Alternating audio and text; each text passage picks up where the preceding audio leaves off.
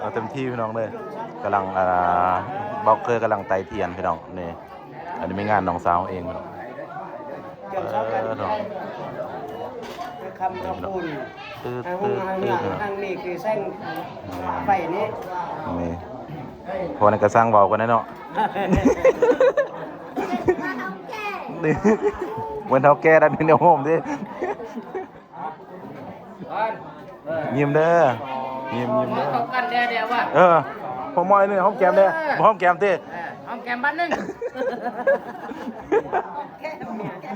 นี่ก็ว่าเราเอาท่าเนี่ยเราแบบพวกห้องกับเมียนี่อันนี้ก็งามนี่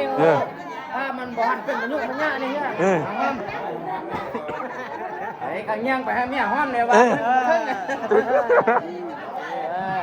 เอาห้องกับเมียมันเนี่ยนี่แบบนี้เนาะขึ้นพาขึ้นพบเราเวลาที่เที่ยวกันบนตอนนี้บุตรฮักกันดิบนตอนนะยังนิดก่อนแล้วเบิ่งหูก่อนนี่บุตรห้องแกมกันดิได้พงได้ยามเด้อฮามาเด้อปฏิบัติเด้อ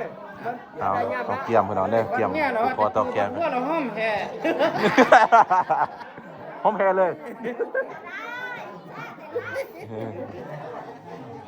วันนี้ก็เสียแล้ววันนี้จะไปมาแล้วพี่น้องเลยเนี่ย